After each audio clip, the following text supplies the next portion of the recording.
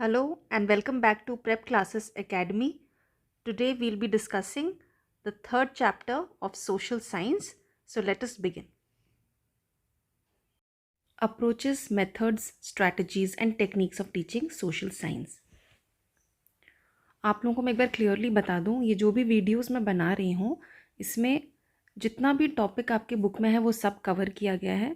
और बुक्स में काफ़ी चीज़ें, काफ़ी टॉपिक्स ऐसे हैं जो पैराग्राफ में दिया गया है, लेकिन वो एग्ज़ाम में आते हैं तो 14 मार्क्स का 15 मार्क्स का आता है, तो वो पैराग्राफ को, इतने छोटे से पैराग्राफ को एलैबोरेट करने में प्रॉब्लम होता है।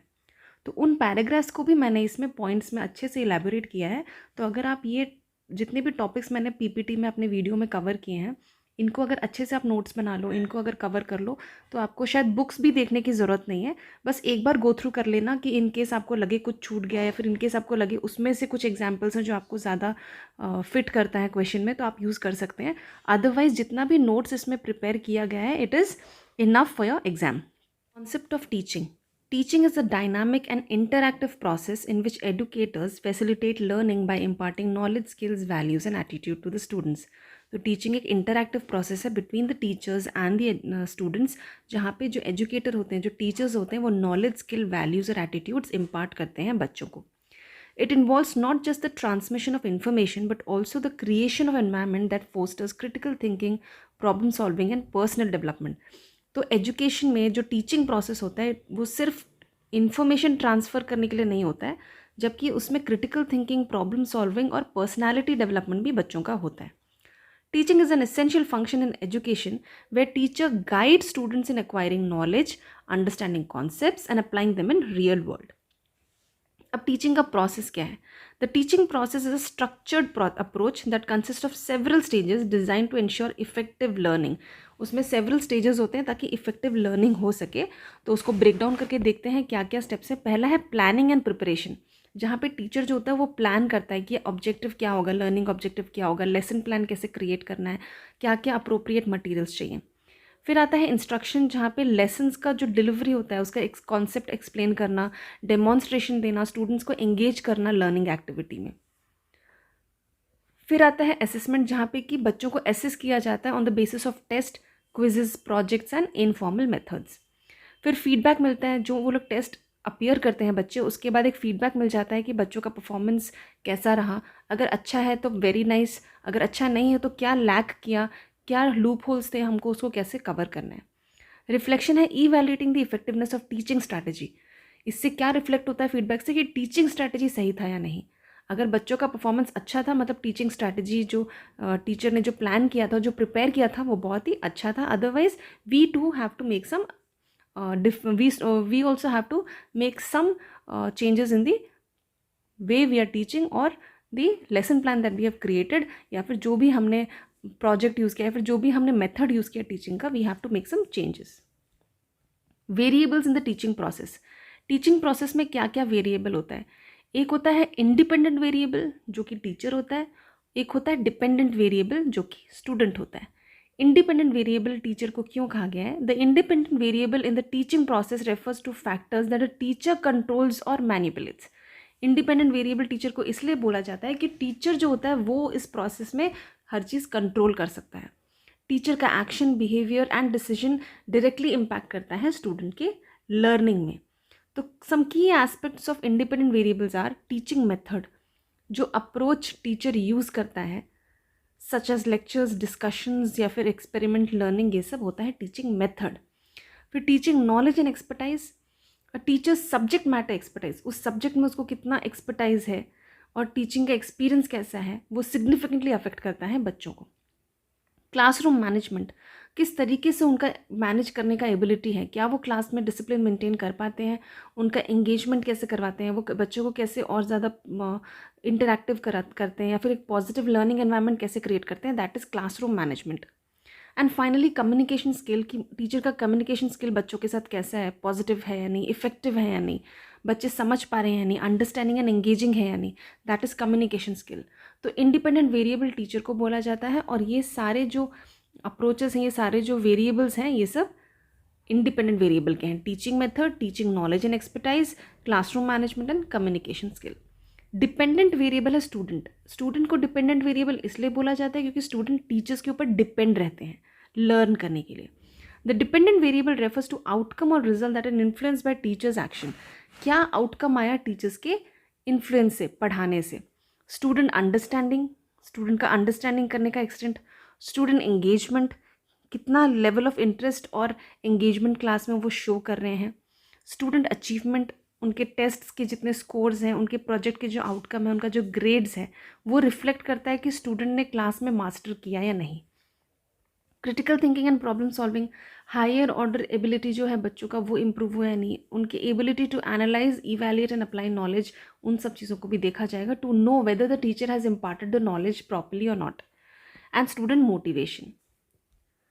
Then we have one more variable that is intervening variable. अब इंटरवीनिंग वेरिएबल में आ जाता है कंटेंट जो क्लास में चल रहा है, स्ट्रैटेजीज जो यूज़ किए जा रहे हैं, टैक्टिक्स जो यूज़ किए जा रहे हैं, एंड टेक्निक्स ऑफ टीचिंग जो टीचर यूज़ कर रहे हैं। तो पहला है कंटेंट, द सब्जेक्ट मैटर और करिकुलम बीइंग टॉट, जो क्लास में पढ़ाया जा रहा है, जो सब्जेक्ट जो टॉपिक पढ़ाया जा रहा है, दैट इज़ द कंटेंट। उसका डेप्थ, उसका कम्प्लेक्सिटी, किस तरीके से टीचर स्टूडेंट्स तक उनको प्रोवाइड पहुंचा रहा है और किस तरीके से वो क्लास को एंगेज रख रहा है। टीचिंग का स्ट्रैटेजी कौन सा यूज़ कर रहा है टीचर, कौन सा है वो, मतलब वो टीचर सेंटर्ड है या स्टूडेंट सेंटर्ड है या प्रोजेक्ट बेस्ड लर्निंग है, कोई किस टाइप की स्ट्रैटेजीज टीचर्स यूज़ कर रहे हैं ताकि बच्चे लर्न कर सके। टीचिंग टैक्टिक्स, अब किस टाइप के टैक्टिक्स यूज़ कर रहे हैं, जैसे ओपन एंडेड क्वेश्चन है, या ग्रुप में काम करवा रहे हैं, या डेमोन्स्ट्रेशन करवा रहे हैं, या फिर मल्टीमीडिया का प्रेजेंटेशन, या इस टाइप के कुछ डिजिटल बोर्ड्स यूज़ कर रहे हैं, that are the teaching tactics. Teaching techniques में आ जाएगा वेरियस स्ट्रैटेजीज इम्प्लीमेंट करना, जैसे विजुअल एड यूज़ करना, ठीक है, क्वेश्चनिंग वाला टेक्निक, क्वेश्चन पूछ पूछ के बच्चों को समझाओ, फिर रियल वर्ल्ड की एग्जाम्पल दो, those are the techniques of teaching. Classroom environment कैसा है, क्या सिटिंग अरेंजमेंट ठीक है, क्या बच्चों का और टीचर का रेशियो ठीक है, क्या जो प्रॉपर टेक्नोलॉजी यूज़ किया जा रहा है पढ़ाने के लिए, क्लाइमेट कैसा है क्लास का, इमोशनल इन्फ्लुएंस कितना इफेक्टिवली हो रहा है, तो वो सब होता है हमारा क्लासरूम एनवायरनमेंट। फिर आता है cultural relevance, teaching strategies and content should reflect the diverse background of students to make learning more meaningful and relatable. ये हो गया हमारे 3 वेरिएबल्स। इसके बाद है issues in teaching practices of social science.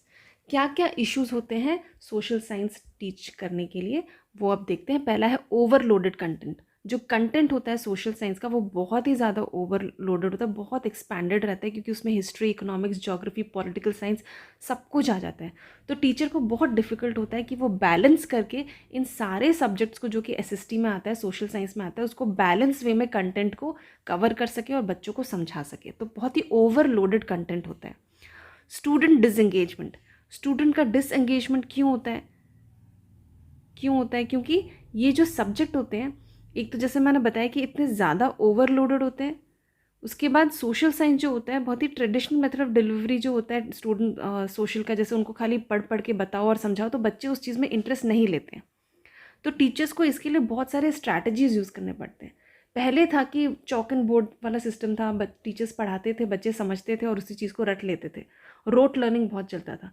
लेकिन आजकल के बच्चों को एक्सप्लोरेशन बहुत ज़्यादा चाहिए। तो उनको अगर आप हिस्ट्री पढ़ पढ़ के समझाओगे तो they will not be interested.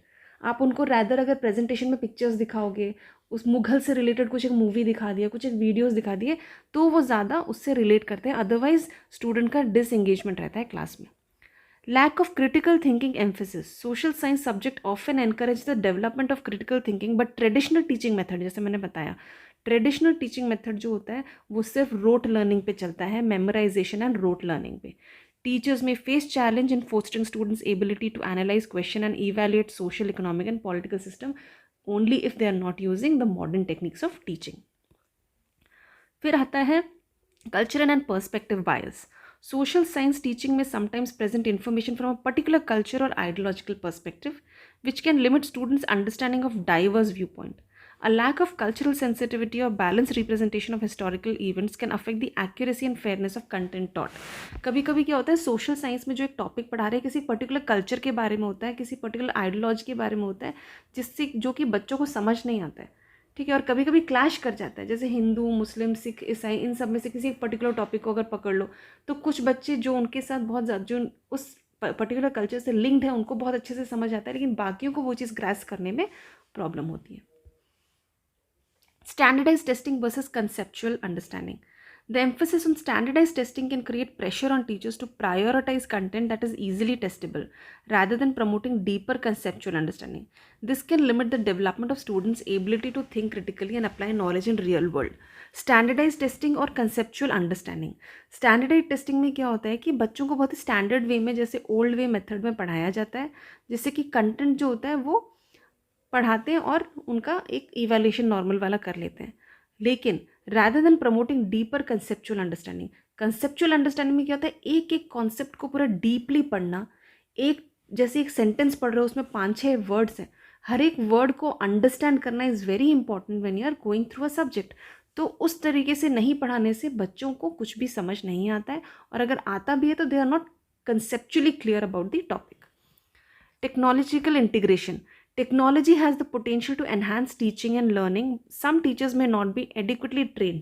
कभी कभी टीचर्स एडिक्वेटली ट्रेंड नहीं होते हैं डिजिटल टूल्स यूज़ करने के लिए, जो कि रिजल्ट हो जाए उससे क्या प्रॉब्लम होता है, इंटरैक्टिव लर्निंग और मल्टीमीडिया रिसोर्सेज यूज़ नहीं होते हैं, तो ऑनलाइन कोलैबोरेशन भी नहीं हो पाता है, तो इस वजह से इफेक्टिव क्लासरूम नहीं होता है. Diverse learning needs. Social science classroom often consists of students with diverse learning needs, including varying levels of prior knowledge, learning styles, and cultural background. Teacher may struggle to adapt their teaching method to meet these varied needs effectively. Diverse learning needs मतलब कुछ बच्चे आजकल internet के साथ इतने ज़्यादा linked रहते हैं कि उनको प्री नॉलेज बहुत ज़्यादा होता है, प्रायर नॉलेज एक पर्टिकुलर टॉपिक में उनको बहुत ज़्यादा होता है. तो टीचर को भी उसके हिसाब से प्रिपेयर होकर जाना होता है कि बच्चे बाई चांस कुछ ऐसा पूछ लें, तो आपको भी प्रिपेयर रहना है कि आपको बच्चों को आंसर देने के लिए आप हमेशा रेडी रहें. प्लस कुछ बच्चे बिल्कुल भी उस सब्जेक्ट से दूर रहते हैं, तो उनको भी समझाना आपका ही ड्यूटी है. तो डाइवर्स लर्निंग नीड्स हैं, बच्चों के अलग अलग तरीके के नीड्स हैं, उसके हिसाब से टीचर्स को मोल्ड होना पड़ता है. Limited professional development. Teachers may not receive enough ongoing professional development to stay updated on the latest teaching strategies or research in the field of social science. Continuous professional growth is essential for enhancing teaching practices and adapting to changes in the field. Continuous technological changes होते रहते हैं, तो teachers को हमेशा ongoing professional development नहीं दिया जा सकता. तो उससे क्या होता है कि एक गैप हो जाता है हमारे डेवलपमेंट में और टीचर्स की नॉलेज में. तो उस वजह से भी लिमिटेड प्रोफेशनल डेवलपमेंट की वजह से सोशल साइंस पढ़ाने में प्रॉब्लम होता है. फिर है रिसोर्स कॉन्स्टेंट. रिसोर्स जो होते हैं, lack of sufficient teaching material की वजह से भी टीचर्स पढ़ा नहीं पाते हैं. अपडेटेड बुक्स नहीं होते, या फिर डिजिटल टूल्स नहीं होते, या फिर रिसोर्सेस नहीं होते जो कि टीचर्स यूज़ कर सकें, तो उसके वजह से क्लास जो है वो एंगेजिंग या कॉम्प्रिहेंसिव मैनर में नहीं पढ़ाया जा सकता. फिर है meaning of term methods approach in teaching. Methods या अप्रोच क्या होता है एक टीचिंग में. In the context of education, methods or approaches refers to a systematic way or strategy employed by teachers to facilitate learning. एक systematic way में strategy जो use किया जाता है बच्चों को पढ़ाने के लिए, वो होता है method या फिर approach. These approaches are designed to help student acquire knowledge, skill and attitude in a structured, organized manners. ये अप्रोच या फिर मेथड्स क्यों चाहिए होता है, ये चाहिए होता है ताकि बच्चों को एक ऑर्गेनाइज्ड मैनर में पढ़ाया जा सके. The method chosen depend on factors such as subject matter, the objective of the lesson, the learner's need and the teaching environment. तो जो मेथड या अप्रोच होता है वो किस चीज़ पे डिपेंड करता है, सब्जेक्ट पे डिपेंड करता है. फॉर एग्जांपल आप केमिस्ट्री के टीचर हैं, तो केमिस्ट्री में आप लोग क्या उनको केमिस्ट जो भी आपका केमिस्ट्री लैब होता है वहाँ पे जाके बहुत सारे एक्सपेरिमेंट्स करवा सकते हैं. लेकिन इंग्लिश हो तो इंग्लिश में एक्सपेरिमेंट्स नहीं हो सकते, इंग्लिश में एग्जाम्पल्स हो सकते हैं, लाइव एग्जाम्पल्स हो सकते हैं. तो सब्जेक्ट में डिपेंड करता है कि आप किस तरीके का मेथड यूज़ कर रहे हो, किस तरीके का लेसन प्लान बना रहे हो, आपका ऑब्जेक्टिव क्या है. तो ये सब आ जाता है हमारे मेथड्स एंड अप्रोचेस में. Methods refers to overall strategy or plan of a teacher, including steps and techniques used to deliver content and engage students, whereas approaches refers to broader philosophical or theoretical stance on teaching and learning which influences the selection and use of method. तो ये एकदम minute difference है between method and approach. Method overall strategy है जो plan करता है teacher की किस तरीके से मुझे क्या क्या स्टेप्स इंक्लूड करूँगा, क्या क्या टेक्निक यूज़ करूँगा, that is method. But approaches है किस तरीके से उनको टीचिंग एंड लर्निंग प्रोसेस इस तरीके से क्रिएट करना है, जो हमने सोचा है मेथड यूज़ करने के लिए, अप्रोचेस में उसको किस तरीके से अप्रोच करना है कि बच्चे इन्फ्लुएंस हो. Need of the right method. Right method की क्यों ज़रूरत है. Choosing the right teaching method is critical to the success of the learning process. तो पहला है एनहांस एंगेजमेंट, बच्चों के एंगेजमेंट के लिए ज़्यादा से ज़्यादा पार्टिसिपेट करें, उसके लिए राइट मेथड चाहिए। ऑप्टिमाइजेस लर्निंग, तो इसमें क्या होता है कि स्टूडेंट जो होता है वो बहुत ज़्यादा अच्छे से अंडरस्टैंड कर पाता है, तो उस चीज़ के लिए भी हमें राइट मेथड चाहिए। Cater to different learning style, बच्चों के अलग अलग टाइप के लर्निंग स्टाइल होते हैं, तो विजुअल ऑडिटरी अलग अलग टाइप के प्रेजेंटेशन यूज़ करने से हम हर बच्चे का नीड पूरा कर सकते हैं। प्रमोट्स क्रिटिकल थिंकिंग, बच्चे इतने ज़्यादा एंगेज रहते हैं कि वो क्रिटिकल थिंकिंग भी शुरू कर देते हैं। जब वो वीडियोस प्रेजेंटेशंस देखते हैं फिर वो ज़्यादा उसमें इंडल्ज रहते हैं, तो उनके मन में क्वेश्चंस भी आते हैं, वो उसको सॉल्व करते हैं, तो क्रिटिकल थिंकिंग भी होता है। और ऑब्वियसली मोटिवेटेड रहेंगे बच्चे, क्योंकि इतने अच्छे अप्रोचेस और मेथड्स यूज़ होंगे तो बच्चों को भी पढ़ने में मज़ा आएगा। Need for instructional strategies in teaching, instructional strategies होते हैं क्या? Instructional strategies are specific methods, techniques और plans used by educator to deliver lesson effectively and help student achieve the desired learning outcome. तो इंस्ट्रक्शनल स्ट्रैटेजीज वैसे स्ट्रैटेजीज होते हैं जो कि एक टीचर यूज़ करता है ताकि बच्चे इफेक्टिवली लर्न कर सकें और उसका अच्छा लर्निंग आउटकम है। उसका ज़रूरत क्या है, why is it necessary? Diverse student need, student के अलग अलग टाइप के नीड होते हैं, and instructional strategies help cater to individual learning style, ability and prior knowledge. Improved learning outcome, अगर एकदम प्रॉपर स्ट्रैटेजी इंस्ट्रक्शनल स्ट्रैटेजी रहेगा तो well plan instructional strategy help achieve better learning outcome by providing a structured approach to this teaching process. Encouraging active learning, एक active learning होता है, बच्चे बहुत ज़्यादा इन्वॉल्व रहते हैं, डीपर अंडरस्टैंडिंग होता है उस सब्जेक्ट का। एंगेजिंग स्टूडेंट्स, जैसे मैंने पहले भी बताया, बच्चे एंगेज रहेंगे, इंटरेस्टिंग रहेगा क्लास तो इंटरैक्टिव भी हो जाएगा। Managing complexity, instructional strategies help break down complex concept into manageable chunks, making it easier for students to grasp challenging material. Managing complexity मतलब जो बहुत ही डिफिकल्ट टॉपिक्स हैं, कोई कॉम्प्लेक्स टॉपिक है, उसको छोटे छोटे मैनेजेबल टॉपिक्स में, मीनिंगफुल टॉपिक्स में, छोटे छोटे टॉपिक्स में उसको तोड़ के बच्चों को समझाना, ताकि बच्चों को कॉम्प्लेक्स चीज़ें ईजिली समझ आए। फिर है characteristics of a good teaching method. अब गुड टीचिंग मेथड ये सबको पता है क्या क्या मेथड, क्योंकि आप लोग ऑलरेडी ग्रेजुएटेड हो, आप लोगों को पता होना चाहिए कि टीचिंग मेथड में एक गुड टीचिंग मेथड का क्या क्या कैरेक्टरिस्टिक्स हो सकता है। क्लियर ऑब्जेक्टिव होगा, ऑफकोर्स ऑब्जेक्टिव क्लियर रहना चाहिए, क्या पढ़ाना है वेल डिफाइंड रहना चाहिए। फ्लेक्सिबिलिटी होना चाहिए, हमने अगर डिसाइड किया है कि जून के महीने में हम लोग बच्चों को फ्रैक्शंस चैप्टर पढ़ाएंगे, तो इसका मतलब ये नहीं कि फ्रैक्शंस ही पढ़ाएंगे। कभी कभी क्या होता है, पहले वाला चैप्टर सोचो ख़त्म नहीं हुआ, या फिर पहले वाला चैप्टर जो वो पेरीमीटर वाले चैप्टर के साथ रिलेट करता है, तो हम लोग फ्लेक्सिबली चेंज कर सके कि चलो फ्रैक्शंस बाद में पढ़ाएंगे, पहले हम लोग पेरीमीटर पढ़ा देते हैं। तो फ्लेक्सिबिलिटी होना बहुत ज़रूरी है। स्टूडेंट सेंटर्ड होना चाहिए, बच्चों का ज़्यादा से ज़्यादा पार्टिसिपेशन।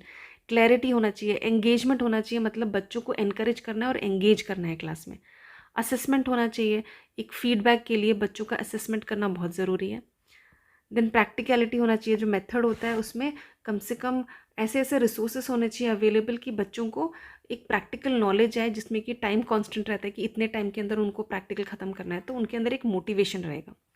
क्रिटिकल थिंकिंग प्रमोट करता है एंड मल्टीपल लर्निंग स्टाइल भी प्रोवाइड करता है एक गुड टीचिंग मेथड। अब classification of teaching method, teaching method दो टाइप के होते हैं, एक होता है टीचर सेंटर्ड, एक होता है स्टूडेंट सेंटर्ड।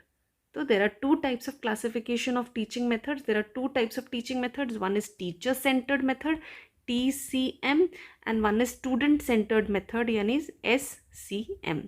ये दो टाइप के टीचिंग मेथड होते हैं। अब हम एक एक करके इसके बारे में डिस्कस करेंगे। पहला है teacher centred method. Teacher centred method जो होता है वो प्राइमरीली फोकस करता है कि टीचर जो है वो सेंट्रल फिगर होना चाहिए क्लासरूम का, वो कंटेंट डिलीवर करेगा, वो गाइड करेगा, वो मैनेज करेगा। तो जहाँ पे टीचर हमारा मेन फोकस होता है, that is teacher centred method. इस मेथड में जो स्टूडेंट होते हैं उनका पैसिव रोल होता है, मतलब वो लोग टीचर से सिर्फ इन्फॉर्मेशन रिसीव करते हैं, टीचर का हेल्प लेते हैं, लेकिन सारा काम, सारा जो मेथड है वो पूरा किसके आसपास घूमता है, दैट इज़ टीचर। तो teacher centred methods are often used when there is a need to deliver a large amount of content to a structured way. और ये तब यूज़ होता है जब कोई लार्ज अमाउंट ऑफ कंटेंट होता है, फिर कोई डिफिकल्ट कंटेंट होता है, जहाँ पे टीचर का मेन रोल प्ले करना बहुत ज़रूरी है। तो पहला मेथड है लेक्चर मेथड। जो लेक्चर मेथड होता है it's a very traditional method, क्योंकि पहले वो चीज़ें बहुत ज़्यादा यूज़ होती थी, लेक्चर देना, बच्चों को टॉपिक लेके उसी के बारे में बताना, एग्जाम्पल्स देना। तो the teacher is the primary source of information and student listen and take notes while the teacher explains concept, theories और topics। तो लेक्चर में क्या होता है, बच्चे नोट डाउन करते हैं और टीचर जो है वो इन्फॉर्मेशन प्रोवाइड करते हैं और एक्सप्लेनेशन देते हैं। इसके एडवांटेजेस क्या होता है? एफिशिएंसी होता है। क्यों? क्योंकि टीचर जो होता है वो प्रेजेंट करता है लार्ज अमाउंट ऑफ इन्फॉर्मेशन बहुत ही शॉर्ट पीरियड में। उसके बाद आता है हमारा स्ट्रक्चर्ड डिलीवरी। जो टीचर होता है उसको पता है किस तरीके से कितना मैसेज, कितना इन्फॉर्मेशन बच्चों को पहुंचाना है, तो वो उसके हिसाब से बहुत ही स्ट्रक्चर्ड वे में, कंट्रोल्ड वे में इन्फॉर्मेशन प्रोवाइड करते हैं और जो नेसेसरी पॉइंट्स हैं वो कवर करते हैं। कॉस्ट इफेक्टिव है, ऑफकोर्स कॉस्ट इफेक्टिव है, क्योंकि आपको एक्स्ट्रा बच्चों को कहीं पे इंटरनेट में या फिर कुछ भी अलग सोर्सेज से इन्फॉर्मेशन लाने की ज़रूरत नहीं, उनको फर्स्ट हैंड टीचर से सारे इन्फॉर्मेशन मिल जाते हैं। डिसएडवांटेज क्या है? Passive learning.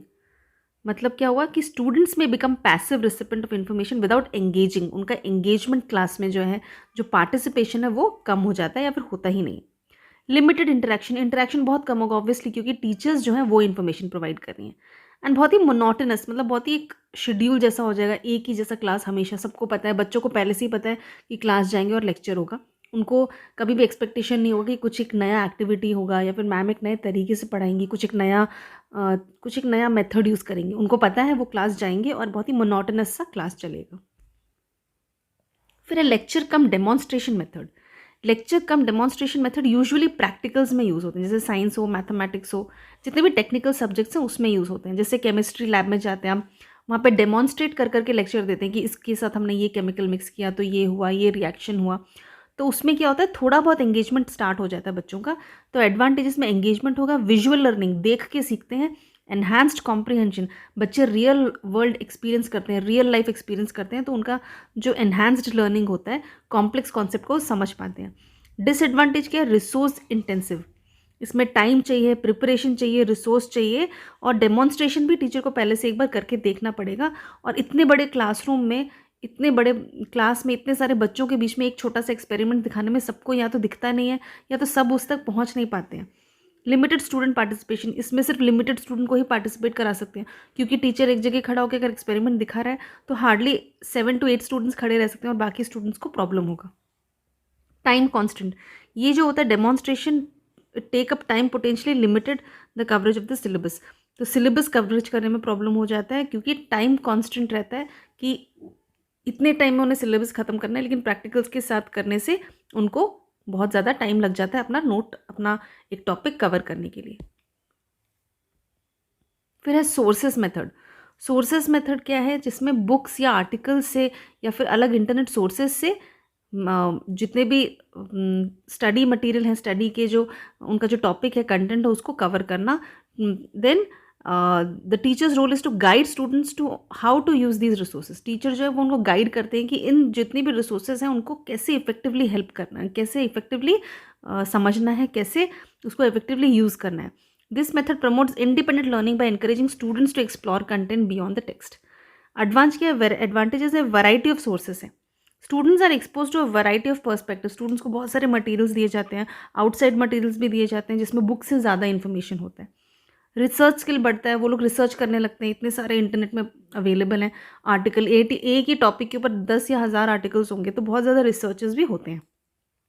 इस वजह से, रिसर्च की वजह से ऑटोमेटिकली बच्चों का क्रिटिकल थिंकिंग एनहांस होता है। एडवांटेजेस क्या है? Overwhelming for some students. इतना कभी कुछ कुछ बच्चे होते हैं जिनका ग्रास्पिंग, जो एक कंटेंट को ग्रास्प करना, समझना, उसका एक लिमिट होता है जो वो कर सकते हैं। तो उन बच्चों के लिए बहुत अबंडेंस हो जाता है, इतना सारा इन्फॉर्मेशन लेने से बहुत कंफ्यूज हो जाते हैं। और इसमें टीचर का एक्सपर्टीज़ चाहिए, टीचर एक्सप्लेन करे उनको रिसोर्सेज को किस तरीके से समझना है, उनको बहुत ज़्यादा उसमें एक्सपर्टीज़ रहना पड़ेगा, तभी जाके टीचर उनको समझा सकता है। टाइम कंज्यूमिंग, ऑफकोर्स, रीड करके एनालाइज करना, फिर अलग अलग सोर्सेज से पढ़ना, ये सब करने से बहुत ज़्यादा टाइम कंज्यूम होता है। फिर है supervised study method. In a supervised study method, students are given task और assignment to work on independently, but the teacher supervises and provides guidance is needed. ठीक है, this method is often used in classroom where the teacher wants to allow students to explore topics at their own pace while still offering support and structure। इसमें एक topic या assignment दिया जाता है बच्चों को, बच्चे उसके ऊपर एक्सप्लोर करते हैं और टीचर जो है वो सिर्फ सुपरवाइज एंड गाइड करते हैं।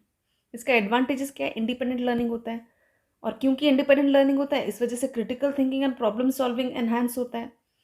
पर्सनलाइज अटेंशन टीचर देता है, उनको फीडबैक देते हैं एक एक ग्रुप में जाके या फिर एक एक बच्चों को जाके। डिसएडवांटेज क्या है? पढ़ के ही पता चल रहा है, it's very time consuming. Then valid student progress, students में प्रोग्रेस एट डिफरेंट रेट्स, हर बच्चे का स्पीड सेम नहीं है पढ़ने का या समझने का, तो सबका अलग अलग टाइम लिमिट रहेगा, तो डिफरेंट रेट की वजह से इट्स वेरी डिफिकल्ट कि एक एक बच्चे को ट्रैक किया जाए. Lack of student motivation, some students में struggle with motivation and require constant supervision, कुछ स्लो लर्नर्स भी होते हैं जिनको कॉन्स्टेंट सुपरविजन चाहिए होता है, तो उनको अगर कॉन्स्टेंट सुपरविजन ना मिले तो वो लैक ऑफ मोटिवेशन हो जाता है उनके लिए. यहाँ पे एक समरी टेबल मैंने बना दिया, आप इसको रेफरेंस के लिए पढ़ सकते हैं. इसमें वही सब है जो मैंने बताया है बट इन पॉइंट्स, ताकि आप एग्जाम से पहले एक बार ओवरव्यू एक बार देख लें तो आपको समझ आ जाएगा. जैसे lecture method, lecture cum demonstration method, source method, supervise method, उसका description, advantage and disadvantage. Then we have learner centred approach. अब लर्नर सेंटर्ड अप्रोच क्या है? ये वो अप्रोच है जहाँ पे the focus of education is shifted from teachers to student. यहाँ पे स्टूडेंट जो है वो फोकस में रहता है. The goal of the learn centre teaching is to empower student to take responsibility of their own learning, develop critical thinking and apply knowledge in real world situations. यहाँ पे बच्चों को खुला छोड़ा जाता है कि वो अपना लर्निंग खुद करे, क्रिटिकल थिंकिंग खुद करे और रियल लाइफ सिचुएशन में वो नॉलेज को यूज़ भी खुद करे. तो that is learner centred approach. इसके टाइप्स है प्रोजेक्ट मेथड, जिसमें प्रोजेक्ट दिया जाता है बच्चों को, क्योंकि प्रोजेक्ट दिया जाता है तो उनको खुद सब कुछ करना पड़ता है. कोई भी एक टॉपिक दे देते हैं जो टीचर होते हैं, कोई रियल वर्ल्ड प्रोजेक्ट दे देते हैं. सोचो उन्होंने दे दिया है पोल्यूशन, तो वो लोग सराउंडिंग्स में घूम घूम के प्रोजेक्ट करेंगे, पोल्यूशन के रीजंस ढूंढेंगे, पिक्चर्स लेंगे, तो वो लोग खुद उसमें क्रिटिकल थिंकिंग करते हैं, एक्टिविटी करते हैं, क्रिएटिव एक्टिविटीज़ करते हैं. Types of project, field project हो सकता है जिसमें ऑब्जर्व करना पड़ता है, जैसे मैंने पोल्यूशन बोला, पॉपुलेशन हुआ. प्रोडक्ट बेस्ड प्रोजेक्ट हो सकता है जिसमें मॉडल्स बनाने के लिए बोल सकते हैं, या प्रॉब्लम बेस्ड प्रोजेक्ट हो सकता है जिसमें एक स्टूडेंट को एक स्पेसिफिक प्रॉब्लम जो है उसको सॉल्व करने के लिए बोला जाए by applying knowledge from multiple disciplines. Steps क्या है प्रोजेक्ट मेथड के? पहला तो एक प्रोजेक्ट सिलेक्ट करना पड़ता है, फिर प्लानिंग करना पड़ता है कि प्लान का जो आउटलाइन है, गोल्स, टास्क एंड टाइमलाइन क्या है प्रोजेक्ट का. एग्जीक्यूशन मतलब स्टूडेंट किस तरीके से उसको एग्जीक्यूट करेगा, कहाँ से इंफॉर्मेशन गैदर करेगा, एक्सपेरिमेंट करेगा. प्रेजेंटेशन है, स्टूडेंट ने once they have collected all the information how they will present the outcome, कैसे डेमॉन्स्ट्रेट करेंगे वो है. उस पर रिफ्लेक्शन एंड इवैल्यूएशन, फिर इवैल्यूएट होता है कि बच्चे का जो प्रोजेक्ट है वो सही है या नहीं, अगर सही नहीं है तो कहाँ गलत हुआ. यहाँ पे जो टीचर है वो रिफ्लेक्ट करता है प्रोजेक्ट के बारे में, उसके आउटकम के बारे में, उसके स्ट्रेंथ एंड वीकनेसेस के बारे में. तो प्रोजेक्ट का मेथड हो गया selection, planning, execution, presentation and reflection. यहाँ पे टीचर का रोल क्या है? Provide resources, assist student and evaluate the progress. ठीक है, ये है टीचर का इस पूरे प्रोजेक्ट मेथड में टीचर के जो रोल्स हैं, बस ये 3 रोल हैं. Then we have problem solving method. In problem solving method involve students working through real life problem उनको दिया जाता है. The method emphasises developing students ability to analyse, evaluate and find solution to the complex solutions, complex issues. कुछ complex problems होते हैं वो दे दिया जाता है. जैसे आप सोचो राशन कार्ड्स का है, ration card below poverty line लोगों को दिया जाता है, तो वो एक सर्वे करा सकते हैं बच्चों को कि आप एक पर्टिकुलर एरिया में जाओ, यहाँ पे ऐसे लोग रहते हैं और यहाँ पे इनको राशन कार्ड कितने घर में मिला है, कितने घर में नहीं मिला, एक सर्वे करके आओ, और अगर मिला है तो उसके हिसाब से उनको जो भी मिलना चाहिए वो मिलता है या नहीं. तो एक रियल लाइफ प्रॉब्लम के लिए बच्चों को सॉल्व करने के लिए दिया जाता है. इसका स्टेप है आइडेंटिफाइंग द प्रॉब्लम, फिर अंडरस्टैंड करना है प्रॉब्लम को, आइडेंटिफाई करना है the teacher presence of problem, एक प्रॉब्लम बताता है बच्चों को. Students analyse the problem bye identifying की एलिमेंट, जनरेटिंग पॉसिबल सोल्यूशन, उसके पॉसिबल सोल्यूशन क्या होंगे स्टूडेंट ब्रेनस्टॉर्मिंग करते हैं, इवैल्यूएट करते हैं सोल्यूशन को, उसके क्या पॉजिटिव पॉइंट्स है, क्या नेगेटिव पॉइंट्स हैं, फिर जो सोल्यूशन वो निकालते हैं उसको इम्प्लीमेंट करते हैं, फिर रिव्यू एंड रिफ्लेक्ट करते हैं कि जो उन्होंने इम्प्लीमेंट किया वो सही था या नहीं. कैरेक्टरिस्टिक्स क्या है प्रॉब्लम सॉल्विंग मेथड के? Focus on critical thinking and decision making, क्योंकि बच्चे खुद कर रहे हैं. ये एक्टिविटी जो है, जो एक्टिव लर्निंग में बहुत ज़्यादा इंकरेज करता है, बच्चों का क्रिएटिविटी एंड इनोवेशन बढ़ता है और उनका प्रैक्टिकल स्किल बढ़ता है क्योंकि वो खुद इस चीज़ को प्रैक्टिकली सॉल्व करते हैं. Principles of problem solving method क्या है? एक्टिव लर्निंग होता है, कोलैबोरेशन होता है, क्रिटिकल थिंकिंग होता है एंड प्रैक्टिकल एप्लीकेशन होता है. ये चारों हैं इसके principles of problem solving method. फिर है डिस्कशन मेथड. डिस्कशन मेथड में dialogues, open dialogues and conversation होता है स्टूडेंट्स के बीच में and between the teachers and students as well. इस मेथड में जो टीचर होते हैं वो लर्निंग एनवायरनमेंट फोस्टर करते हैं जहाँ स्टूडेंट्स अपने आइडियाज शेयर करते हैं और अपने व्यू पॉइंट्स देते हैं। एंड ये प्रमोट करता है higher order thinking such as analysis, evaluation and synthesis. इसके टाइप्स है स्मॉल ग्रुप डिस्कशन, जहाँ पे student work in small groups to discuss a specific topic. Large group discussion, जहाँ पे सारा क्लास जो है वो एंगेज रहता है डिस्कशन में बाय द टीचर्स और स्टूडेंट्स रिप्रेजेंटेटिव्स। पैनल डिस्कशन, जहाँ पे a group of students present different perspective on a topic in a formal sitting, एक फॉर्मल वे में हर एक जितने भी ग्रुप्स हैं वो अपना अपना व्यू पॉइंट, अपना अपना पर्सपेक्टिव दिखाते हैं। Socratic method, a form of discussion where the teacher asks open-ended questions to stimulate critical thinking, जहाँ पे टीचर कुछ ऐसे क्वेश्चंस पूछते हैं जिससे कि बच्चों का क्रिटिकल थिंकिंग वो उस पर सोचें और विचार करें और फिर रिस्पॉन्स करें। फिर है inductive and deductive method. This is very important, this might come in question in your exam. Both the inductive and deductive methods are approaches for teaching concept but they differ in their approach. उनका approach खाली different है, किस तरीके से उसको use किया जाता है। Inductive method involves moving from specific observation और एग्जाम्पल्स टू जनरलाइजिंग और theories. It encourages to students to identify a pattern and draw conclusion from the given data or examples. Example है इसका, a teacher might provide several specific instances or examples of a concept, example different instances of fractions, and ask student to generalize the rule. इसके advantages हो गए, critical thinking में help करता है, inquiry based learning provide करता है, encourage करता है discovery and self learning, and students understand underlying principles rather than just memorizing facts. Disadvantage है कि टाइम कंज्यूमिंग है और higher level of abstract thinking चाहिए। डिडक्टिव मेथड में बच्चों को एग्जाम्पल रूल्स दे देते हैं, कॉन्सेप्ट दे देते हैं पहले, और फिर उसके हिसाब से बच्चे प्रॉब्लम सॉल्व करते हैं। तो ये क्या है, एफिशिएंट है for teaching established rules and concepts, clarity and structure provide करता है, easier for students who prefer step by step instruction. Disadvantage है, may limit students creativity, does not promote active exploration. तो मैं इजी वर्ड्स में inductive और deductive बता देती हूँ। इजी वर्ड्स में इंडक्टिव मेथड वो मेथड होता है जहाँ बच्चे एक स्पेसिफिक एग्जाम्पल है उसको ऑब्जर्व करते हैं, उसको ऑब्जर्व करने के बाद वो एक कंक्लूजन पे पहुँचते हैं। ठीक है, तो एक बिगर पिक्चर को देखते हैं और फिर एक स्मॉलर पिक्चर में पहुँचते हैं। एग्जाम्पल क्या है, सोचो उन्होंने 10 पैरट्स देखे, ठीक है, 10 पैरट्स देखा बच्चों ने, उन्होंने देखा 10 के 10 पैरट्स ग्रीन कलर के हैं। तो वो किस कंक्लूजन पे आए, उनका कंक्लूजन ये है कि parrots are green in colour. ये है इंडक्टिव लर्निंग, मतलब उनको 10-15 पैरट्स दिखा दिए, टीचर ने बोल दिया देखो सारे पैरट्स ग्रीन हैं, तो बच्चों ने इस एग्जाम्पल से ये सीखा, कंक्लूजन ये निकला all parrots are green in colour.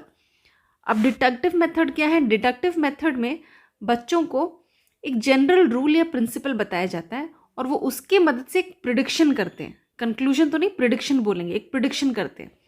तो इसमें एग्जाम्पल मैं सेम दे देती हूँ, जैसे टीचर जैसे बोल देगा ऑल पैरट्स आर ग्रीन, तो you see a bird and you see the student see the bird and they confirm it's a parrot. जब वो एक बर्ड को देखेंगे वो कहेंगे अरे ये तो पैरट ही है, क्यों, क्योंकि उन्होंने सीखा था कि parrots are green in colour, तो ये हो सकता है कि ये बर्ड पैरट है, हो सकता है, इट्स अ प्रिडिक्शन। ठीक है, उसको बोलते हैं डिडक्टिव मेथड। फिर आता है हमारा observation method. The observation method is a hands on experimental learning method where students observe specific phenomena और behaviour and record their findings. मतलब वो ऑब्जर्व करके उनके फाइंडिंग को लिखते हैं, ये साइंस में भी होता है। और इसका स्टेप से ऑब्जर्वेशन, फिर उसको रिकॉर्ड करना, उस ऑब्जर्व्ड चीज़ों को एनालाइज करना और एक कंक्लूजन पे आना। ये जनरली हम लोग जब साइंस बायोलॉजी पढ़ते हैं, जैसे बायोलॉजी का कुछ एक एक्सपेरिमेंट होता है, वहाँ पे आप लोग ऑब्जर्व करते हैं, फिर जो भी प्रैक्टिकल रिकॉर्ड्स में रिकॉर्ड करते हैं क्या क्या आपने ऑब्जर्व किया, उसको एनालाइज करके एक कंक्लूजन पे निकलते हैं, दैट इज ऑब्जर्वेशन मेथड। इसका एडवांटेजेस है, provides real world experience and practical application, student को एनकरेज करता है लर्निंग के लिए और क्यूरोसिटी के लिए, एनहांसेस स्टूडेंट्स ऑब्जर्वेशन। डिसएडवांटेज क्या है कि टाइम कंज्यूमिंग हो सकता है, स्पेसिफिक सेटिंग्स चाहिए उसके लिए पूरा। फिर सम स्टूडेंट्स में struggle with the accuracy of the observation, किसी किसी का ऑब्जर्वेशन एक्यूरेट नहीं आता है। ये हमारे केमिस्ट्री, अगर आपको याद हो स्कूल टाइम में जब केमिस्ट्री लैब में जाते थे, सबके एक्यूरेट आंसर्स नहीं आते थे, क्योंकि सबके जो भी एक्सपेरिमेंट करते हैं उसमें कुछ ना कुछ 19, 20, 19, 20 हो जाता है, जिस वजह से एक्सपेरिमेंट्स हमेशा एक्यूरेट नहीं आते। ये है समरी, जो भी मैंने अभी पढ़ाया आपको मेथड्स, उसका summary, description, advantage and disadvantage एक टैबुलर फॉर्म में। इसको आप एक बार देख सकते हैं एग्जाम से पहले। फिर है traditional classroom and constructive classroom, दोनों में डिफरेंस क्या है। Role of a teacher, traditional classroom में the teacher is central figure, teacher जो होता है वो मेन सोर्स होता है, मेन फिगर होता है लर्निंग प्रोसेस में। टीचर जो होता है वही लेक्चर देता है और वही कॉन्सेप्ट समझाता है। लेकिन कंस्ट्रक्टिविस्ट क्लासरूम में जो टीचर होता है वो एक फैसिलिटेटर या गाइड होता है, बच्चे पढ़ते हैं और टीचर एनकरेज करता है, ये है रोल ऑफ टीचर। फिर है role of student, traditional classroom में स्टूडेंट जो होता है वो पैसिव रिसिपेंट ऑफ इन्फॉर्मेशन होते हैं, मतलब उनका कुछ भी उसमें इंडल्जेंस नहीं होता, टीचर उनको नोट्स देते हैं या समझाते हैं, वो लोग सिर्फ नोट्स लिखते हैं। कंस्ट्रक्टिविस्ट क्लासरूम में स्टूडेंट जो होते हैं वो एक्टिव पार्टिसिपेंट होते हैं, वो अपने कॉन्सेप्ट, अपने कोलैबोरेशन के साथ वो हैंड्स ऑन एक्टिविटी करते हैं और खुद एक्सप्लोर करते हैं। ये हो गया role of student. Teaching method, traditional classroom में focus is on direct instruction where the teacher delivers content through lecture, text books and rote memorisation, रट्टा मार के या फिर कंटेंट एंड लेक्चर्स टीचर ही देते रहते हैं, ये है उनका टीचिंग मेथड जिसको डायरेक्ट इंस्ट्रक्शन बोलते हैं। लेकिन कंस्ट्रक्टिविस्ट क्लासरूम में the focus is on active learning, active learning मतलब जहाँ पे अलग अलग प्रोजेक्ट या फिर अलग अलग असाइनमेंट्स, डिस्कशंस हो, टीचर और स्टूडेंट्स में इंटरेक्शन हो, रियल वर्ल्ड एक्सपीरियंसेस हो एंड चैलेंजेस हो, that is teaching method in constructivist classroom. फिर है हमारा nature of learning, traditional classroom में learning is often seen as a transfer of knowledge from teacher to student, लेकिन constructivist में learning is seen as a process of building upon prior knowledge, students actively जो होते हैं वो construct करते हैं new understanding based on their experiences. Student engagement, traditional classroom में student typically work individually, वो इंडिविजुअली काम करते हैं, अपना अपना काम करते हैं, अपना अपना नोट्स बनाते हैं, उसी तरीके से डायरेक्ट पढ़ाई करते हैं। लेकिन कंस्ट्रक्टिविस्ट क्लासरूम में बच्चे कोलैबोरेट करते हैं, पीयर डिस्कशन होता है, इंटरेक्शन होता है और एक्टिविटीज़ होते हैं। असेसमेंट कैसे होता है, ट्रेडिशनल क्लासरूम में नॉर्मल स्टैंडर्डाइज टेस्ट होते हैं या क्विजेज होते हैं, लेकिन कंस्ट्रक्टिविस्ट क्लासरूम में formative and ongoing with the focus on project presentation, peer review and reflection. Constructivist classroom में कंटिन्यूस ऑनगोइंग उनका प्रोजेक्ट या प्रेजेंटेशन या फॉर्मेटिव असेसमेंट होता रहता है, टाइम टू टाइम बच्चों को असेस किया जाता है। फिर हमारा आता है करिकुलम डिज़ाइन, ट्रेडिशनल का करिकुलम कैसा होता है कि टीचिंग ड्रिवन होता है, उसका फोकस होता है ensuring students learn specific facts and concepts. लेकिन कंस्ट्रक्टिविस्ट क्लासरूम में क्या होता है कि स्टूडेंट ड्रिवन होता है ये, जहाँ पे बच्चों को इंक्वायरी करने के लिए, एक्सप्लोर करने के लिए अपॉर्चुनिटी प्रोवाइड किया जाता है। तो लर्निंग एनवायरनमेंट में ट्रेडिशनल क्लासरूम में बहुत ही स्टैटिक होता है, जहाँ पे रोज़ होते हैं, डेस्क लगे रहते हैं, बच्चे टीचर्स की तरफ देखते हैं और टीचर उनको पढ़ाते हैं। लेकिन कंस्ट्रक्टिव क्लासरूम बहुत ही डायनामिक होता है, जो कि फ्लेक्सिबल सिटिंग अरेंजमेंट होता है, भले ही डेस्क वैसे लगे हों, हैंड्स ऑन एक्सपेरिमेंट दिया जाता है, ग्रुप में कभी कभी बैठ जाते हैं, ग्रुप में बैठ के एक्सप्लोर करते हैं, ब्रेनस्टॉर्मिंग करते हैं, तो वैसा होता है कंस्ट्रक्टिविस्ट क्लासरूम। फिर टीचर स्टूडेंट इंटरेक्शन क्या होता है, ट्रेडिशनल क्लासरूम में जनरली यूनी डायरेक्शनल होता है, यूनी डायरेक्शनल मतलब सिर्फ टीचर की तरफ से इन्फॉर्मेशन आ रहा होता है। लेकिन कंस्ट्रक्टिविस्ट में इंटरैक्टिव होता है और रेसिप्रोकल भी होता है, इंटरेक्शन करते हैं दोनों, और टीचर कुछ पूछे तो उसका रेसिप्रोकेट करते हैं बच्चे। एम्फेसिस ऑन नॉलेज, इसमें ट्रेडिशनल क्लासरूम में फोकस जो होता है knowledge acquisition aspect, where the emphasis is placed on acquiring factual knowledge. लेकिन कंस्ट्रक्टिविस्ट में नॉलेज कंस्ट्रक्शन होता है, जहाँ student actively make sense of the world around them, then integrate new knowledge and apply to various context.